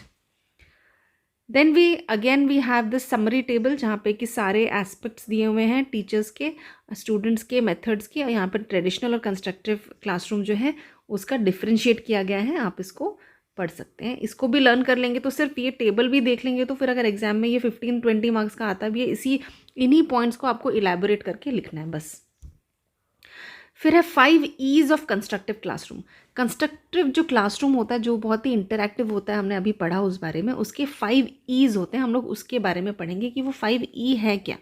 The 5 E's of constructive classroom refers to model of designing lesson that focus on active learning and student engagement. ये जो 5 E's हैं, इसका main जो reason है ये E's का, ये जो E बनने का है कि स्टूडेंट को एंगेज करके रखना है क्लास में, कैसे उनका लर्निंग जो है उसको एनहांस करना है, फिर उनकी क्रिटिकल थिंकिंग को कैसे और इंक्रीज़ करना है, उनके नॉलेज को इंक्रीज़ करना है, किस तरीके से उनको क्लास में इस तरीके से रखना है कि वो बहुत ही फोकस्ड रहें। तो ये है सब, ये जो 5 E के बारे में हम लोग पढ़ेंगे, उनका मेन फोकस ये सब है। पहला है एंगेज। एंगेज मतलब बच्चों को कैप्चर करके रखना, बच्चों को इस तरीके से क्लास में एंगेज करके रखना, इस तरीके से उनको एक्टिविटीज़ देना और उनको पढ़ाई में इस तरीके से स्टिमुलेट करना कि वो पूरे एंगेज होके रहें। तो दैट इज़ एंगेज। इसका the goal of the engage phrase is to capture students attention, student के अटेंशन को कैप्चर करके रखना। ये कैसे हो सकता है? जब एक्टिविटीज़ हो, शॉर्ट वीडियोस दिखाओ, डेमोन्स्ट्रेशन करो या फिर अलग अलग टाइप के एक्टिविटीज़ करो, तो उससे क्या होता है, बच्चे बहुत स्टिमुलेट होते हैं, बहुत क्यूरियोसिटी बढ़ती है उनके अंदर और वो बहुत ही ज़्यादा इंटरैक्टिव होते हैं, बहुत एंगेज रहते हैं। Example, asking students what they know about the water cycle before starting the lesson. पहले क्या होता था, क्लास में टीचर आती थी, बोलते okay students take out your books, page number this, we will study about water cycle. Water cycle ऐसा होता है, ऐसा होता है, ख़त्म। लेकिन इन कंस्ट्रक्टिविस्ट क्लासरूम में क्या होता है, कंस्ट्रक्टिव क्लासरूम में टीचर आएगा पढ़ाने से पहले, if they ask student what do you know about water cycle, okay tell me, तो वहाँ पे बच्चे इंटरेस्टेड होते हैं, अरे नया टॉपिक स्टार्ट हुआ है, और वो अपना अपना उसमें ओपिनियन देने लगते हैं। तो this is how they engage the students. Engage के बाद हमारा नेक्स्ट है एक्सप्लोर। एक्सप्लोर का मतलब क्या होता है कि इन्वेस्टिगेट करना। एक्सप्लोर का मतलब होता है इन्वेस्टिगेट करना। इन्वेस्टिगेट कैसे करते हैं वो लोग? कुछ एक टॉपिक दे देते हैं, ठीक है, बच्चों को बोलते हैं इसके बारे में पता करो, एक्सपेरिमेंट्स देते हैं, कोलैबोरेटिव ग्रुप वर्क करवाते हैं, तो उससे क्या होता है कि बच्चे एक्सप्लोर करते हैं, इन्वेस्टिगेट करते हैं।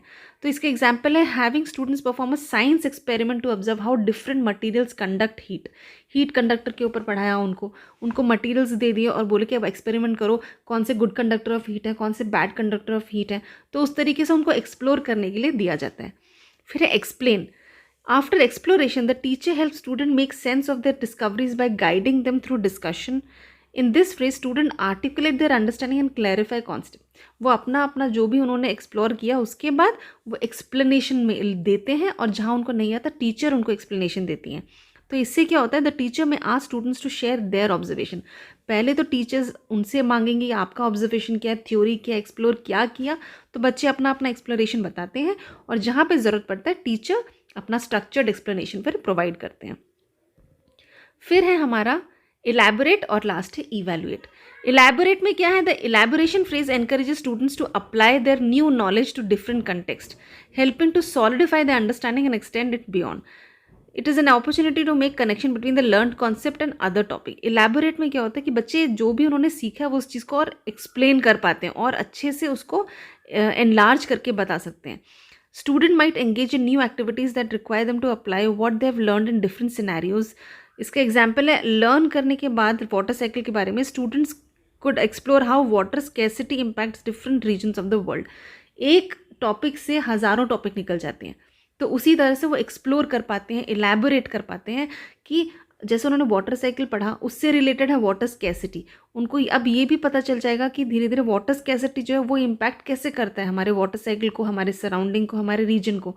तो इस तरीके से हर नॉलेज उनको जब मिलने लगते हैं वो हर चीज़ को बहुत इलैबोरेट कर पाते हैं। लास्ट है evaluate. Evaluate phase involves assessing students understanding. Student के अंडरस्टैंडिंग को असेस करना ये टीचर का काम है। कैसे? Through quizzes, test, presentation, projects, इन सब चीज़ों से टीचर्स बच्चों का असेसमेंट करते हैं। इसका पर्पस क्या है? ये जानना कि स्टूडेंट का प्रोग्रेस क्या है या कितना गैप है बच्चों के लर्निंग में, उस चीज़ को आइडेंटिफाई करना।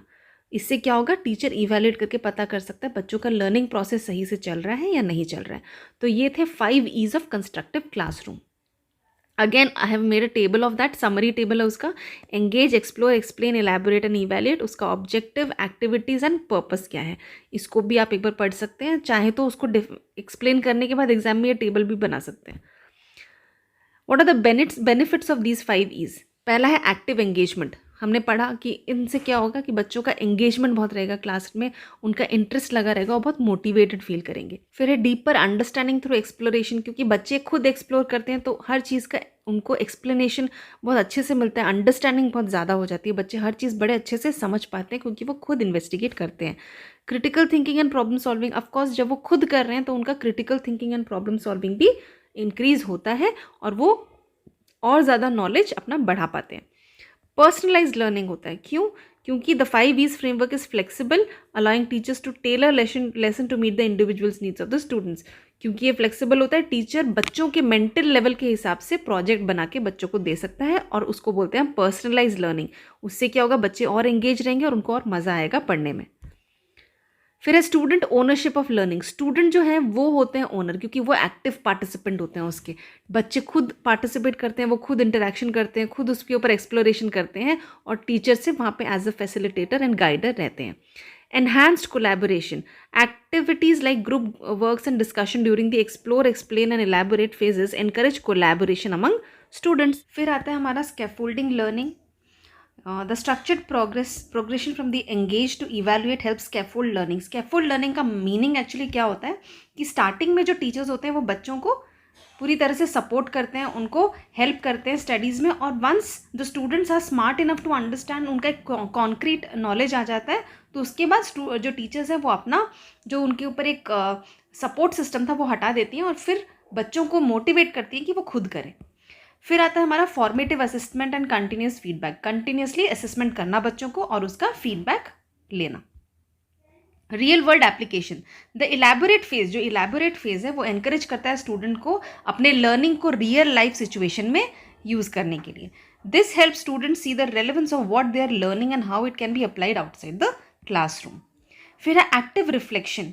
द इवैल्यूएट फेज, जो इवैल्यूएट फेज है वो एनकरेज करता है स्टूडेंट को on their learning and self assess their progress. अपना खुद का प्रोग्रेस वो इवैल्यूएट कर पाते हैं, that is active reflection. Next है हमारा 5E लेसन प्लान फॉर्मेट। ये एक फॉर्मेट है, जनरली ये एग्जाम में आता नहीं है बट फिर भी एक बार मैंने दे दिया है, बाई चांस अगर कभी आ जाए तो आप इसको इस तरीके से लिख सकते हैं। 5E लेसन प्लान का जो फॉर्मेट, जो टीचर लेसन प्लान बनाती है उनका फॉर्मेट कैसा होगा? पहला होगा टाइटल ऑफ द लेसन, जहाँ पे क्लियर एंड डिस्क्रिप्टिव टाइटल होगा। फिर सब्जेक्ट दिया होगा कि कौन सा पर्टिकुलर सब्जेक्ट टीचर पढ़ा रही हैं। फिर ग्रेड लेवल होगा कि एज ग्रुप क्या है। ड्यूरेशन होगा कितने मिनट का है या फिर कितने आवर्स का क्लास है। लर्निंग ऑब्जेक्टिव उसमें क्या है कि स्टूडेंट का लर्निंग ऑब्जेक्टिव क्या है। उसके बाद मटेरियल नीडेड, क्या क्या चाहिए उनको मटेरियल्स, अपने रिसोर्सेज, अपने जो भी वो एक्टिविटी कर रही हैं उसके लिए। फिर finally lesson activities. This section is divided into 5 E's। Engage, जिसमें 5 से 10 मिनट्स का होता है।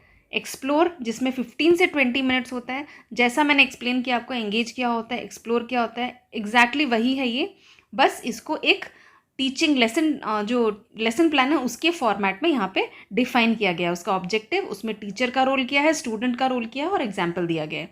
तो ये आप पढ़ के उसको, जो मैंने आपको डेफिनेशन समझाया उसके साथ रिलेट कर सकते हैं। इसमें एंगेज को इन्होंने दिया 5 से 10 मिनट्स, कैसे बच्चों को एंगेज करना है। एक्सप्लोर करने के लिए 15 से 20 मिनट दिया है। उसके बाद है हमारा एक्सप्लेन, जिसमें कि टीचर जो एक्सप्लेन करेगा कॉन्सेप्ट एंड रिलेशनशिप, उनको जो गाइड करेंगे वो है उनका 10 से 15 मिनट्स। फिर है इलेबोरेट करना। इलेबोरेट को अगेन 10 से 15 मिनट्स दिया है। यहाँ पे उसका ऑब्जेक्टिव क्या है, टीचर्स रोल क्या है और स्टूडेंट्स रोल क्या है, वो पूरी तरह से यहाँ पे समझाया गया है टॉपिक लेसन प्लान के हिसाब से। उसके बाद है इवैल्यूएट, एक्सेस स्टूडेंट्स, कैसे एसेस करना है स्टूडेंट को, understanding of the lesson and provide feedback, वो आगे हमारे इवैल्यूएट में, जो कि 5 से 10 मिनट्स लेना चाहिए। इसमें एग्जाम्पल एक्टिविटी दिया है, give students a quiz, ask student to summarise key takeaways, जो भी उन्होंने पढ़ा उसमें क्या टेक अवे था, उन्होंने क्या समझा, तो इन सब चीज़ों से उनका इवैल्यूएशन ईजिली हो सकता है। फिर है डिफ्रेंसिएशन। डिफ्रेंसिएशन स्ट्रैटेजी क्या है? Describe how the lesson will be adapted for diverse learners including students with special needs, English language learners और दोज नीडिंग एनरिचमेंट।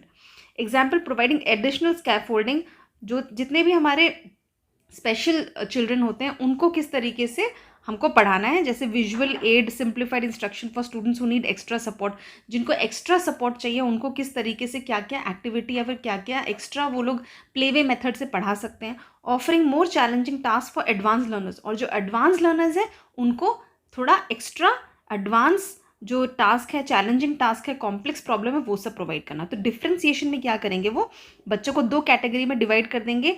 एक वो बच्चे जिनको एक्स्ट्रा सपोर्ट चाहिए और वो बच्चे जो एडवांस लर्नर्स हैं, उनको वो लोग 2 पार्ट में डिवाइड करके उनको एक्टिविटी उनके लर्निंग कैपेबिलिटी के हिसाब से प्रोवाइड करेंगे। फिर एक्सटेंशन। एक्सटेंशन है optional activity that student can do at home और outside of the class to reinforce the lesson. Extension मतलब स्कूल के बाहर, एक्सटेंड एक्सटेंडेड जो बोलते हैं हम लोग, तो अपने खुद के सब्जेक्ट को और ज़्यादा समझने के लिए बच्चे कुछ एक्टिविटी घर पे या फिर कहीं पे भी बाहर कर सकते हैं अपने खुद के नॉलेज को एनहांस करने के लिए, दैट इज़ एक्सटेंशन।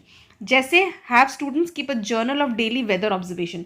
सो जो वेदर ऑब्जर्वेशन का उनको क्लास में एक एक्टिविटी कराया गया, वो बच्चा एक डायरी मेंटेन करता है और अपने ही घर पे बैठ के वो हर दिन का जो वेदर है वो लिखता रहता है। तो वो क्या कर रहा है, वो एक्सटेंशन कर रहा है, वो घर पे भी सेम चीज़ें प्रैक्टिस कर रहा है।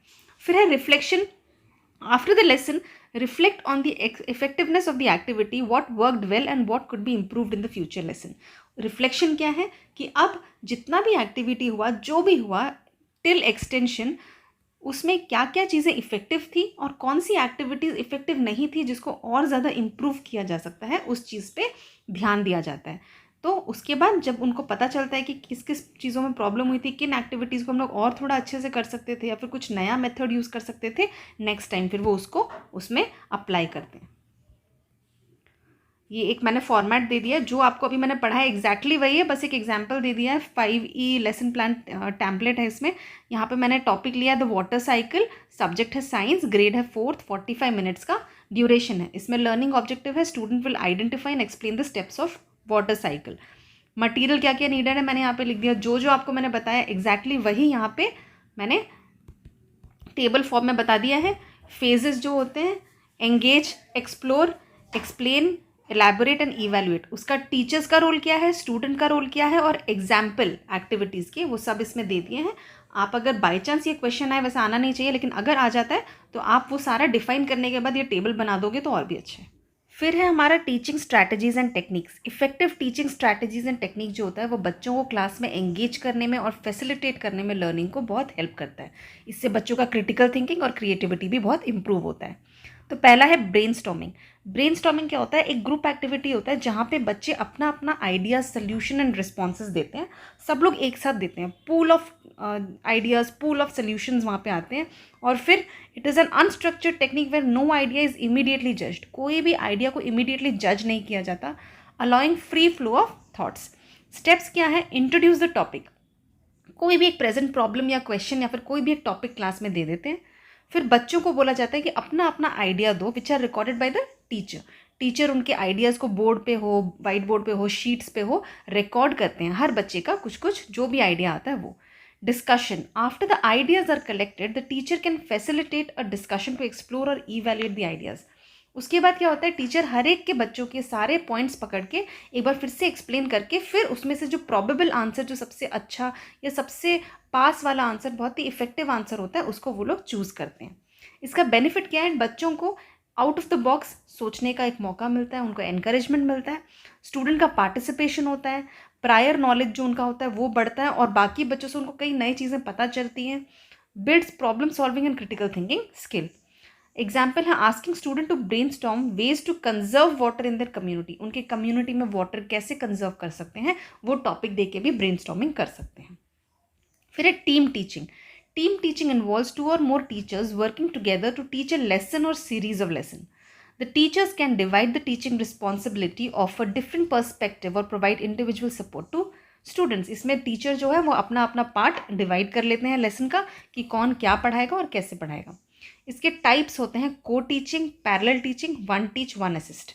को टीचिंग क्या होता है, दोनों टीचर्स जो है वो एक्टिवली इन्वॉल्व रहते हैं टीचिंग लेसन को पढ़ाने में, शेयरिंग द सेम क्लासरूम में दोनों मिल के पढ़ाते हैं, वो टॉपिक्स डिवाइड कर लेते हैं एंड को टीचिंग करते हैं। पैरेलल टीचिंग क्या है, the teacher divides the class into smaller groups and teach the same content in separate area of room. इसमें क्या होता है, पैरेलल टीचिंग में सेम टॉपिक दोनों पढ़ाते हैं और बच्चों को छोटे छोटे ग्रुप में डिवाइड कर लेते हैं और अलग अलग क्लासरूम में सेम चीज़ें पढ़ाते हैं, that is parallel teaching. One teach one assist में एक जन पढ़ाते हैं, इंस्ट्रक्शंस देते हैं और दूसरे बच्चों को असिस्ट करते हैं और क्लास को मैनेज करते हैं। इसका बेनिफिट क्या है, मल्टीपल पर्सपेक्टिव मिलता है, सपोर्ट मिलता है टीचर से, दो दो टीचर्स हैं तो सारे बच्चों को वो फोकस कर पाते हैं, स्टूडेंट का एंगेजमेंट बढ़ता है क्योंकि दो टीचर्स हैं तो वो सबको देख पाते हैं तो सारे टीचर्स इन्वॉल्व रहते हैं, टीचर्स के एक्सपर्टीज़ और प्रोफेशनल डेवलपमेंट भी होता है। एग्जाम्पल है in social studies lesson, one teacher may explain historical content while the other teach guide students in their analysing primary sources. उसके बाद है माइंड मैपिंग। माइंड मैपिंग जो होता है एक विजुअल टेक्निक होता है that help students to organise and structure information. जो बड़े बड़े टॉपिक्स होते हैं, कुछ टॉपिक्स बच्चों को याद नहीं रहते हैं, उन चीज़ों को भी हम लोग माइंड मैपिंग की तरफ से माइंड मैपिंग करके यूज़ कर सकते हैं एग्जाम्स के टाइम में। वैसे ही वो एक डायग्राम होता है that visually represents concept, ideas and the relation to one another. Steps क्या है? आइडेंटिफाई द मेन कॉन्सेप्ट, उसके बाद ब्रांच आउट। मतलब मैं आपको एक छोटा सा एग्जाम्पल दे देती हूँ। फॉर एग्जाम्पल मेरा है कि what are the qualities of a good teacher. ठीक है, गुड टीचर के क्वालिटीज़, इसको मैंने क्लाउड में कन्वर्ट किया। उसके बाद माइंड मैपिंग क्या होता है? इस तरीके से ब्रांचेस बनाना। मैंने ब्रांच बना दिया। ओके, मेरा पहला क्वालिटी की she should be presentable. Presentable होना चाहिए, एक गुड टीचर का क्वालिटी है। ठीक है, और क्या होना चाहिए? एक गुड टीचर का क्वालिटी क्या होता है कि वो बच्चों को सपोर्ट करना चाहिए, इमोशनली हो या मेंटली, इमोशनली उनको बच्चों को सपोर्ट करना है। और क्या है कि उनका कम्युनिकेशन स्किल अच्छा होना चाहिए। तो इस तरीके से जो हम प्रेजेंट करते हैं, वेब्स बना के, एक वेब बना के, फिर उसमें इस तरीके से लाइंस डाल के हम लोग क्लाउड बनाते हैं, एक विजुअल रिप्रेजेंटेशन बनाते हैं किसी कॉन्सेप्ट का, उसको बोलते हैं हम लोग माइंड मैपिंग, जहाँ पे हम लोग ब्रांचेस बना के एक कोई भी एक टॉपिक, उसके बारे में हम लोग कुछ कुछ पॉइंट्स लिखते हैं। बेनिफिट क्या है? एनकरेज करता है बच्चों को सोचने में, मेमोरी रिटेंशन में हेल्प करता है, क्रिएटिविटी एंड क्रिटिकल थिंकिंग में हेल्प करता है। ठीक है, और माइंड मैपिंग का एग्जाम्पल यहाँ पे क्या दिया है? Creating a mind map to illustrate causes and effect of the American revolution. ठीक है, ये हो गया हमारा माइंड मैपिंग। फिर है questioning. Questioning is a technique that involves the teacher asking questions to provoke thoughts. इसमें क्या होता है कि टीचर क्वेश्चन पूछता है ताकि बच्चे और ज़्यादा सोचें और सोच के आंसर देने की कोशिश करें कि इस क्वेश्चन का आंसर क्या हो सकता है, भले ही गलत दें बट दे फील एनकरेज्ड। फिर वहाँ पर डिस्कशन होता है, कॉन्सेप्ट क्लियरिफिकेशन होता है, तो इस तरीके से बच्चों को और ज़्यादा इन्वॉल्वमेंट फील होता है। टाइप्स ऑफ क्वेश्चंस क्या होता है? Close ended, open ended and Socratic questioning. Close ended क्या होता है? What year did the American civil war begin. इसका एक ही आंसर है। ठीक है, इसमें आप कुछ भी आंसर नहीं दे सकते, इसमें एक ही आंसर है। Question that have a specific and short answer, उसको बोलते हैं close ended question. Open ended question क्या होता है? जिसमें थॉट्स, बहुत ही सोचना पड़ता है, बहुत सारे रिस्पॉन्सेज और एक्सप्लेनेशन होता है। जैसे why do you think the American civil war occurred. आपको ऐसा क्यों लगता है कि अमेरिकन सिविल वॉर हुआ? तो इसका कोई स्पेसिफिक आंसर नहीं, इसके बहुत सारे आंसर्स हैं, तो that is open ended question. Socratic question क्या होता है? A series of probing questions aimed at challenging assumptions and stimulating critical thinking. कोई भी क्वेश्चन जिसमें कि बच्चे assumptions करें बहुत सारे, उनको पता नहीं हो और वो एज्यूम करें कि अरे ऐसा हो सकता था, कोई बोले वैसा हो सकता था, तो उस टाइप के क्वेश्चंस को हम लोग सॉक्रेटिक क्वेश्चनिंग कहते हैं। बेनिफिट क्या है? स्टिमुलेट करता है बच्चों के एंगेजमेंट एंड थॉट्स को, क्लियर करता है उनके अंडरस्टैंडिंग को, हायर ऑर्डर थिंकिंग उनका होता है जहाँ पे वो इवेल्युएट करते हैं। टीचर्स को अलाउ करता है कि वो बच्चों को एक्सेस कर सकें कि उनका कितना कॉम्प्रिहेंशन एंड इंस्ट्रक्शन उनके किस टाइप के आ रहे हैं। फिर आर्ग्यूमेंटेशन। आर्ग्यूमेंटेशन एक ऐसा टेक्निक है that involves presenting and defending a point of view based on evidence and reasoning. इसमें एक टॉपिक दिया जाता है, एक फॉर में होते हैं बच्चे और एक अगेंस्ट में होते हैं, और उनके बीच में एक डिबेट होता है, दैट इज आर्ग्यूमेंट। इसमें एक टॉपिक प्रेजेंट किया जाता है, फिर उसका रिसर्च एंड पेपर किया जाता है, रिसर्च एंड प्रिपेयर किया जाता है, फिर डिबेट में बच्चे एंगेज होते हैं, कुछ लोग सुनते हैं, कुछ लोग आर्ग्यूमेंट करते हैं, कुछ लोग अपोज करते हैं। फाइनली इवैल्यूएट होता है जहाँ पे after the debate students can reflect on the argument and discuss which point were more convincing. कौन सा पॉइंट लास्ट में जीतता है वो लोग देखते हैं। नेक्स्ट है हमारा बेनिफिट्स। सेम वही बेनिफिट्स है कि critical thinking and reasoning skill बढ़ता है, ऑफकोर्स कम्युनिकेशन स्किल बढ़ता है क्योंकि डिबेट होता है। ठीक है, एविडेंस बेस्ड थिंकिंग होता है उनका, तो इसको बोलते हैं हम लोग आर्ग्यूमेंटेशन। अब टीचिंग एक्टिविटीज़, वो थे मेथड्स। अब एक्टिविटीज़ में हम लोग क्या क्या करवा सकते हैं? एक होता है ड्रामेटाइजेशन, जहाँ पे एक ड्रामा, स्पेशली ये सब यूज़ किया जाता है इंग्लिश सब्जेक्ट में, हम लोग ड्रामा करा सकते हैं, फिर हिस्ट्री में भी यूज़ हो सकता है। ड्रामा में क्या होता है कि एक पर्टिकुलर बच्चों को एक फेमस पर्सनैलिटी बना देते हैं, फिर कोई भी एक पर्सनैलिटी दे देते हैं और उनको उनका एक्ट करना पड़ता है। टाइप्स ऑफ ड्रामेटाइजेशन क्या है? हिस्टोरिकल ड्रामेटाइजेशन, जहाँ पे student act out important moments in history such as signing of the US Constitution or a famous speech by civil rights leader। किसी लीडर का एक्टिंग करने बोल सकते हैं कि आप उसका स्पीच दो, तो वो हो गया हिस्टोरिकल ड्रामेटाइजेशन। फिक्शनल हो गया जहाँ पे fiction character stories allow students to explore literature in an interactive way, specially ये हमारे इंग्लिश में यूज़ होता है जहाँ पे सैक्रिफाइस, फ्रेंडशिप, लव, इन सब चीज़ों के स्टोरीज होते हैं। कुछ फ्रेंड्स होते हैं तो उनको सारे बच्चों को एक एक कैरेक्टर दे दिया जाता है और वो उनके डायलॉग्स बोलते हैं। Role play, a form of dramatisation way students are assign roles and scenario. यहाँ पे एक सिनेरियो पूरा दे देते हैं कि आपको ऐसे बोलना है, इस तरीके से बोलना है। जैसे फिक्शनल ड्रामेटाइजेशन में रोमियो एंड जूलियट दे दिया, उनको उसका स्टोरी प्रेजेंट करना है। रोल प्ले में हर बच्चे को एक एक उनको असाइन किया जाता है रोल, और उनको बोला जाता है कि उनको allow them to explore different perspective and problem solving approaches. फिर उसके ऊपर वो लोग अपना ड्रामा करते हैं। प्रोसीजर क्या है? टॉपिक सिलेक्शन होता है, रोल का असाइनमेंट किया जाता है बच्चों को, रिहर्सल किया जाता है, परफॉर्मेंस होता है, फिर फाइनली उसके ऊपर डिस्कशन होता है। और यहाँ पे कुछ बेनिफिट्स दिए हुए हैं कि एक्टिव लर्निंग होता है, एम्पैथी होता है, कोलैबोरेशन होता है क्योंकि बच्चे मिलकर करते हैं ये चीज़, क्रिएटिविटी बढ़ता है क्योंकि वो लोग अपने अपने व्यू पॉइंट्स भी देते हैं वहाँ पे। तो इस तरीके से हम लोग ड्रामेटाइजेशन का एक्टिविटी क्लास में करा सकते हैं। स्पेशली इंग्लिश लिटरेचर में यूज़ होता है, लेकिन हिस्ट्री में भी यूज़ कर सकते हैं। बहुत अच्छा आइडिया है कि किसी लीडर का, महात्मा गांधी हो या कोई भी रेवोल्यूशनरी हो, उनके स्पीच देना, उनके बारे में जानने के लिए बहुत ईजी होता है अगर ड्रामेटाइजेशन किया जाए। फिर है role play. Role play is a structured form of dramatisation where students assume roles that require them to think and act from the perspective of the character. जहाँ पे आपको जो रोल दिया जाएगा, आपको उस रोल, उस कैरेक्टर के हिसाब से सोचना पड़ेगा, तो उसको बोलते हैं रोल प्ले।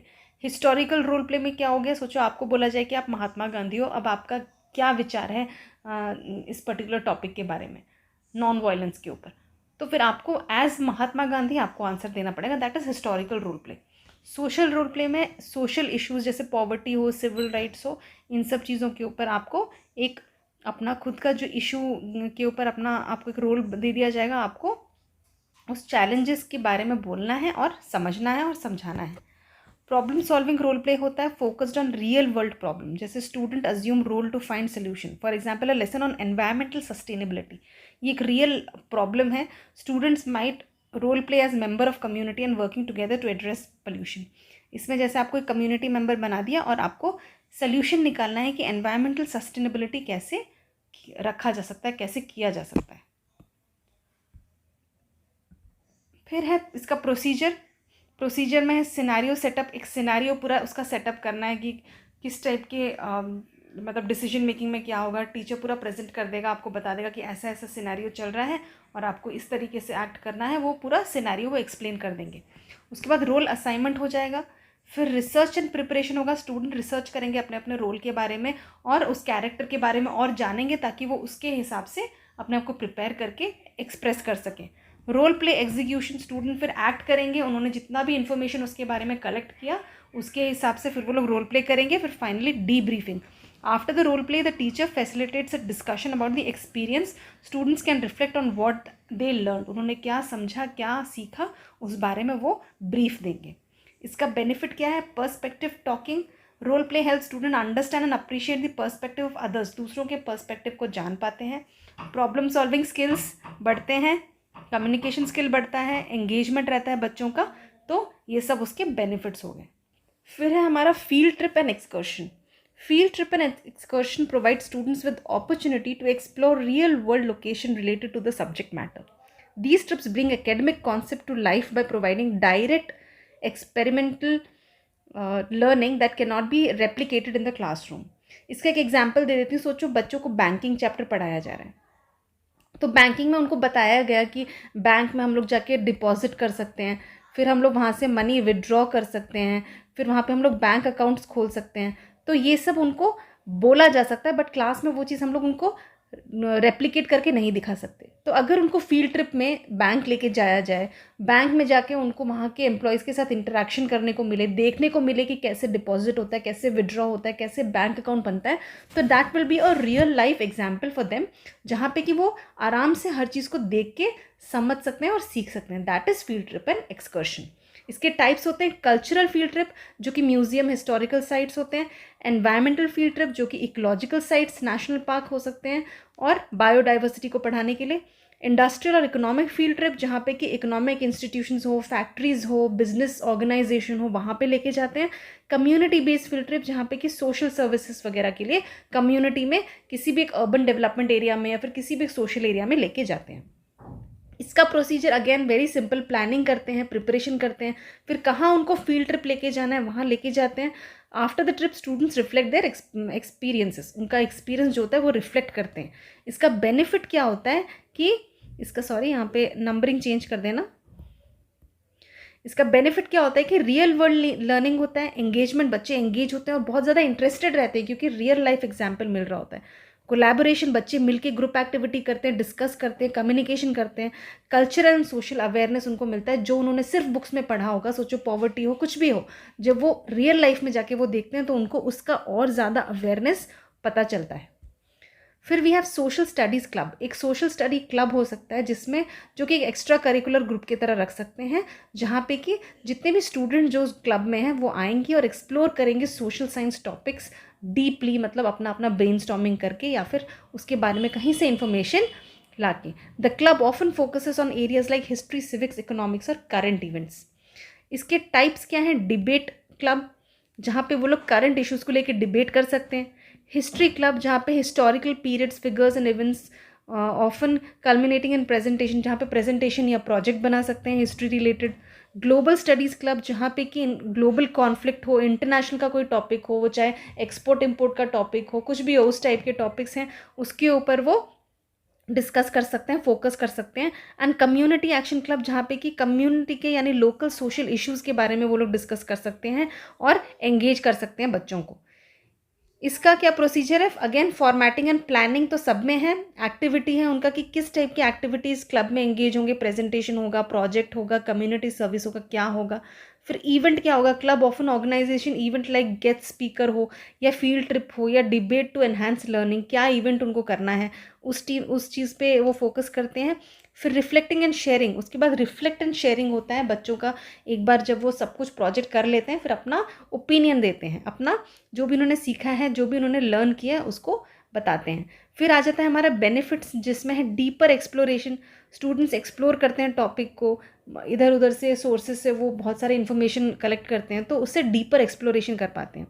लीडरशिप अपॉर्चुनिटी आती है क्योंकि जब वो लोग ग्रुप में काम करते हैं क्लब के मेंबर्स, तो लीडरशिप रोल्स भी होते हैं, कोई एक लीडर होता है जो बाकी सबको हेल्प करता है, तो उस तरीके से वो चीज़ एक के बाद एक सबको वो अपॉर्चुनिटी भी मिलती है, तो एक लीडरशिप अपॉर्चुनिटी भी मिलती है सबको।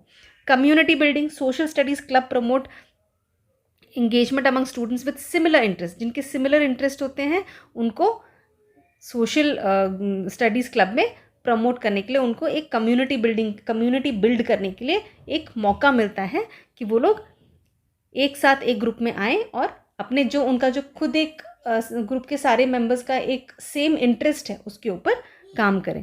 रियल वर्ल्ड कनेक्शन मतलब club often focuses on current event, वो लोग जनरली करंट इवेंट और जितने भी अपॉर्चुनिटीज़ होते हैं करंटली वर्ल्ड में जो चल रहे होते हैं उसके ऊपर बहुत ज़्यादा डिस्कस करते हैं, तो वो हमेशा अपडेटेड रहते हैं। Finally the last one is study circle. A study circle is a small informal group होता है बच्चों का जो कि एक जगह मिलके एक स्पेसिफिक टॉपिक पे रिसर्च करते हैं या फिर डिस्कस करते हैं, और ये कोलैबोरेटिव लर्निंग होता है क्योंकि बच्चे यहाँ पे एक साथ बैठ के ग्रुप में पढ़ते हैं तो बहुत एनकरेज फील करते हैं। इसका टाइप्स होता है सब्जेक्ट बेस्ड स्टडी सर्कल, जहाँ पे वो लोग एक particular subject, history, geography, civics, कुछ भी हो सकता है, उसके बारे में बैठ के डिस्कस करते हैं। या फिर डिस्कशन बेस्ड स्टडी सर्कल हो सकता है कि किसी भी ग्लोबल इश्यूज़ पे या पॉलिटिकल डेवलपमेंट के ऊपर वो लोग डिस्कस करते हो। या रिसर्च बेस्ड स्टडी हो सकता है जहाँ पे वो किसी भी एक टॉपिक के ऊपर रिसर्च करते हैं और अपने अपने फाइंडिंग्स को प्रेजेंट करते हो, तो वो प्राइमरी सोर्सेस हो या अलग अलग सोर्सेज जहाँ से वो कलेक्ट करते हैं इन्फॉर्मेशन, उसको प्रेजेंट करते हैं एक दूसरे के लिए। उसका प्रोसीजर है एक टॉपिक सिलेक्ट करना, उसके बारे में प्रिपेयर करना, उसको डिस्कशन करना कोलैबोरेट करके, और फाइनली प्रेजेंटेशन करना। बेनिफिट्स क्या है? कोलैबोरेटिव लर्निंग यानी पीयर टू पीयर लर्निंग होता है, क्रिटिकल थिंकिंग होता है एंड कम्युनिकेशन होता है। Thank you for watching. Stay tuned for more videos.